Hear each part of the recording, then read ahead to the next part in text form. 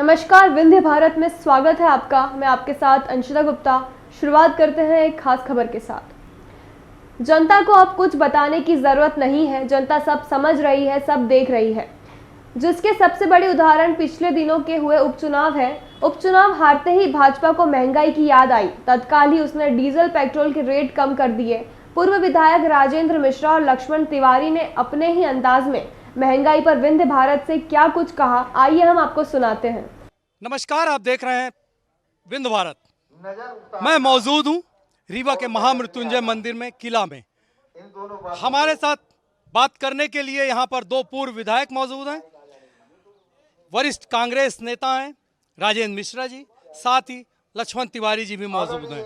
हम देश के हालात पर, रीवा के मुद्दे को लेकर, मेरा मतलब सीधा सा है, राष्ट्रीय, प्रदेश, शहर लेवल तमाम मुद्दों पर मैं इनसे बातचीत करूंगा। मेरा पहला सवाल राजेंद्र मिश्रा जी आपसे है। जिस तरीके से चुनाव के बाद उपचुनाव जो हुए उसमें भारतीय जनता पार्टी को जो भी परिणाम आए, उसके बाद डीजल पेट्रोल के रेटों में कमी आई, तो आपका क्या मानना है?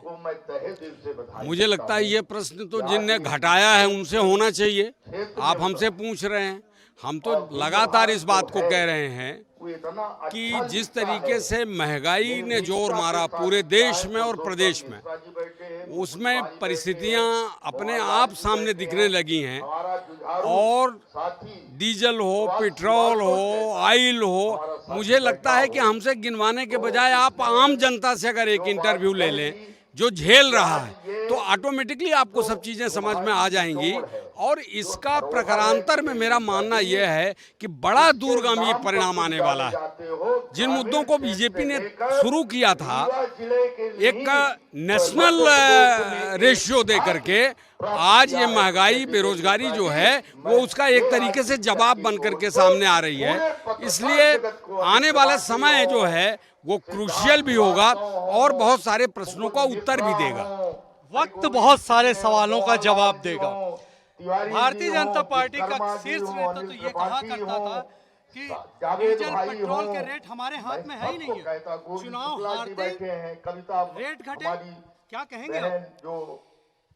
पंडित अटल बिहारी वाजपेयी और अन्य उनके शीर्षस्थ नेता जो स्वर्ग में बैठे होंगे, वो देख रहे होंगे कि बहुरूपियों का चेहरा किस तरह हो रहा है। जिस भारतीय जनता पार्टी ने अंतिम छोर के लोगों के जन कल्याण की बात करती थी, ये महंगाई आज अगर रीवा में ही हम 60 रुपए किलो का टमाटर लेके उधर पोषण करेंगे और 100 रुपए से ज़्यादा का डीजल लेके चलेंगे, तो इससे समझ में आता है। आप ये कहेंगे कि घटा दिया, घटाया नहीं है। शनै शनै 8-8 आने 1-1 रुपए 2-2 रुपए करके महीने भर में शंख 2 शंख अरब, कितने अरब रुपया कलेक्शन कर लिया। आधा सरकार के कोष में गया, आधा पार्टी के कोष में गया। तो ये तो उत्तर प्रदेश का चुनाव और 5 राज्यों का जो चुनाव होने वाला है, इसके लिए इनकी जो पूरे देश की एक सर्वे आई, 29-30 सीटों का उपचुनाव हुआ, वो बता गई देश की जनता। मध्य प्रदेश अलग है, मध्य प्रदेश में भी हम बिंद की बात करेंगे क्योंकि बिंद की लड़ाई लड़ रहा हूँ। बिंद के चुनाव ने ये बता दिया है कि बिंद अब इस तरह के वातावरण को बर्दाश्त नहीं करेगा। ये महंगाई की जो गीत थी इनकी भारतीय जनता पार्टी को, यही इनको भविष्य में लेके डूबेगी और सामने आपको देखने को भविष्य में मिलेगा। मेरा आपसे एक सवाल और भी है। अभी कल ही कांग्रेस के शीर्ष नेतृत्व ने ये तय किया है कि अब कांग्रेस सड़कों पर दिखाई देगी, गांव-गांव जाएगी, केंद्र सरकार के जिन मुद्दों पर उनकी कमी थी उनको घेरने का प्रयास करेगी। तो क्या अभी तक कांग्रेस सड़कों पर नहीं थी? वो अपनी बात कही है।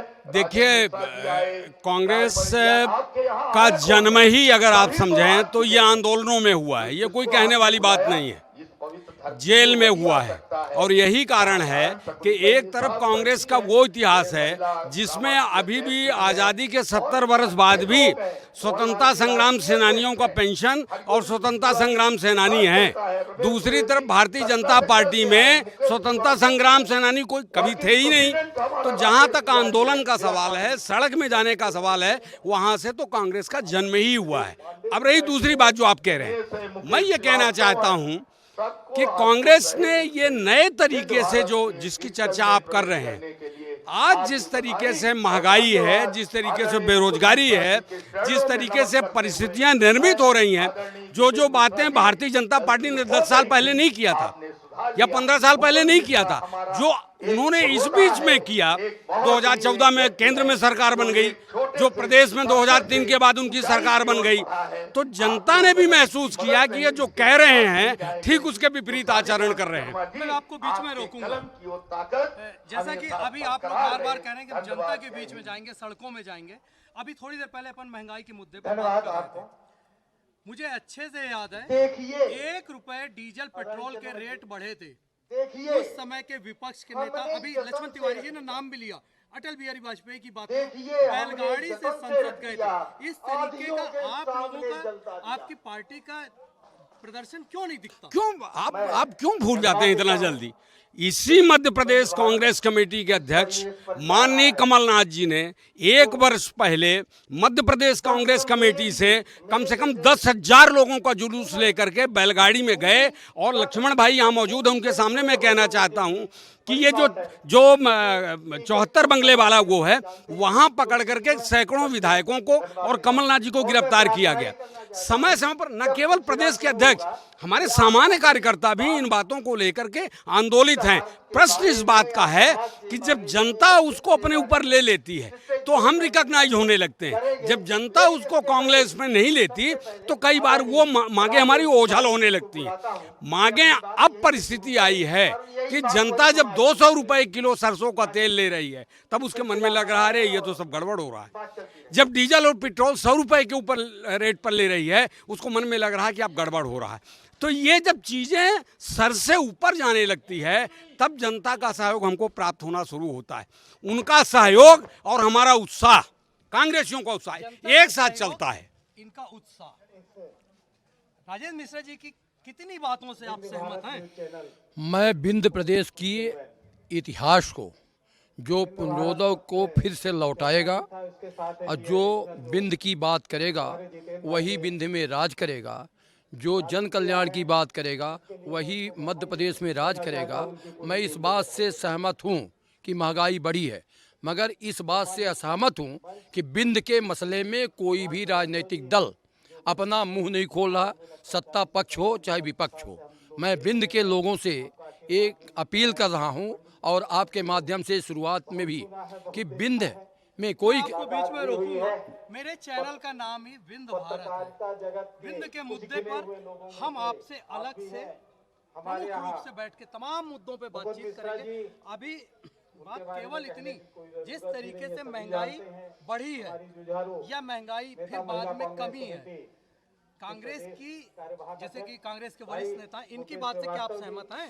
मैं कुछ सहमत हूँ, कुछ नहीं सहमत हूँ। इस बात से सहमत हूँ कि महंगाई बढ़ी है और नाजायज तरीके से बढ़ी है, पर इस बात से असहमत हूँ कि महंगाई बढ़ी है तो हम चुप न बैठे। अब तक तो एक प्याज को लेकर ये भारतीय जनता पार्टी और कई तरह के मनमोहन सिंह की सरकार से लेकर नीचे तक अगर आए तो एक छोटी छोटी बातों में हम शने नहीं, हमें तो अब कूदना ही पड़ेगा, चाहे जो भी स्थिति हो। इसलिए मैं सहमत भी हूँ और कुछ बातों में नहीं भी। तिवारी जी ने प्याज का नाम लिया, मुझे अच्छे से याद है प्याज ने सरकार को बदल दिया था। तो क्या इस बार सरसों का तेल या डीजल पेट्रोल सरकार बदल देंगे? आपने व्यक्ति का चयन गलत किया है, हमारे सामने लाने का चयन आपने गलत किया है। ये बेसिकली कांग्रेसी हैं मेरे भाई, ये शुरुआत हमारे साथ कांग्रेस से किए हैं, तो इनसे आप कांग्रेस के खिलाफ कुछ नहीं कहलवा पाएंगे, नंबर 1। नंबर 2, जहां तक आपने प्याज का कहा, मैं इतना ही कहना चाहता हूं, आपसे सहमत हूं। हमारी तो दिल्ली की सरकार दीक्षित जी की बनी थी टमाटर और प्याज में। महंगाई जो आम जनमानस को प्रेरित करती है, परेशान करती है, कठिनाई में डालती है, वो चाहे प्याज हो, चाहे टमाटर हो, चाहे पेट्रोल हो, चाहे डीजल हो, जो भी हो, आम आदमी का जनजीवन जिससे प्रताड़ित होता है, परेशान होता है, वो सबके लिए लागू है। और मेरा आपसे अनुरोध है कि इसे सार्वजनिक जीवन में काम करने वाले आदमी को दलगत आधार पर नहीं सोचना चाहिए। जनता के हित के लिए कोई भी सरकार बनती हो, मैं ये नहीं कह रहा हूँ, लेकिन वो पहले वादा कुछ करता है और फिर हिसाब किताब दूसरा कर देता है। तो मैं बार बार कह रहा हूं कि इस महंगाई को समाप्त किया जाए, और ये इन्होंने प्रमाणित किया कि जैसे ही उपचुनाव में रिजल्ट 29 पूरे भारत में 29 सीटों के चुनाव हुए और 29 में लगभग ये 25-26 सीटों में इनका काम तमाम हो गया, तो ये तुरंत घटा करके पेट्रोल का डीजल का काम, तो ये कहना कि मेरे हाथ में नहीं है, वो स्वतंत्र आयोग है, फला ढेकड़ा, ये सारी कलई खुलती जा रही है। केंद्र की कथनी और करनी में अंतर है। साफ तौर से दोनों पूर्व विधायकों का कुछ इस तरीके से कहना था, महंगाई का असर निकट भविष्य में दिखेगा। अगर जनता ने महंगाई के मुद्दे पर गंभीरता से ध्यान दिया तो एक बार जिस तरीके से प्याज ने सरकार बदली थी, इस बार भी कुछ उसी तरीके का परिणाम सामने नजर आएगा। हम लगातार इस खबर पर आगे भी बने रहेंगे। तब तक अपने मेजबान जावेद अंसारी को दीजिए इजाजत। फिलहाल आज की खबरों में इतना ही। देश दुनिया की तमाम खबरों के लिए बने रहिए हमारे चैनल के साथ। नमस्कार।